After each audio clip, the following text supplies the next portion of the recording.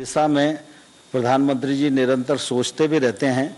गत वर्ष का भी अगर हम देखेंगे तो सब्सिडी के रूप में 28,000 करोड़ रुपया किसानों के हित में इस कार्यक्रम के अंतर्गत हर किसान की जेब में जाता है।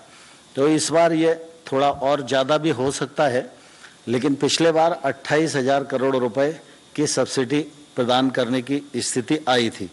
तो यह ब्याज छूट योजना के अंतर्गत देश भर का किसान ये सोच रहा था कि 31 मार्च को नहीं हो पाया, फिर उसको आशा बंधी 31 मई, लेकिन 31 मई को भी वो अवसर नहीं आ पाया। तो इसलिए फिर 31 अगस्त तक की ये छूट प्रदान की गई है। यह निश्चित रूप से किसानों के लिए बहुत ही लाभप्रद रहेगी। मुख्य रूप से मुझे इतना ही कहना है। बाकी नितिन जी आए हैं अपने सूक्ष्म उद्योगों के बारे में जो बड़े निर्णय हुए हैं उसकी जानकारी।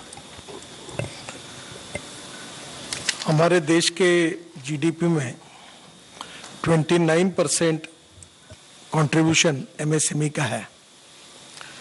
हमारे देश का जो एक्सपोर्ट होता है वो 48% एक्सपोर्ट हमारे स्मॉल, मीडियम और माइक्रो इंडस्ट्रीज के द्वारा होता है। हमारे देश में अभी तक 6 करोड़ एमएसएमई है और इसके आधार पर आज मोटे तौर पर जो आंकड़ेवारी उपलब्ध है उससे 11 करोड़ से ज़्यादा जॉब्स एमएसएमई ने दी है।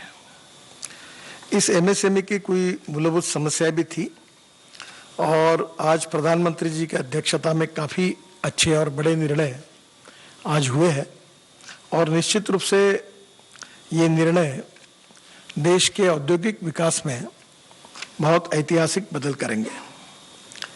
आपको पता होगा कि 2006 में एक एक्ट पास करके एमएसएमई की व्याख्या की गई थी और वो व्याख्या जो थी वो उसके बाद घोषणा और उसमें आज का बदल, 3 बातों की जानकारी मैं आपको दे रहा हूँ। एग्जिस्टिंग यानी सबसे पहले पुराना जो बात थी उसमें मैन्युफैक्चरिंग सेक्टर और सर्विस सेक्टर दोनों अलग किए गए थे और उसमें माइक्रो सेक्टर में इन्वेस्टमेंट यानी टर्म लोन जो होता है जिसमें इक्विपमेंट एंड फिक्स मशीनरी जो होती है, प्लांट एंड मशीनरी इक्विपमेंट, उसकी कॉस्ट वो माइक्रो में 25 लाख थी और टर्नओवर जो था वो 10 लाख का था। अब माइक्रो में जो अनाउंसमेंट हुई थी उसमें इन्वेस्टमेंट 1 करोड़ की हुई और टर्नओवर 5 करोड़ का हुआ, 10 लाख का एकदम 5 करोड़ हो गया। बाद में आज जो मीटिंग हुई उसमें यही कायम रखा हुआ है। फिर दूसरा सेक्टर था स्मॉल सेक्टर।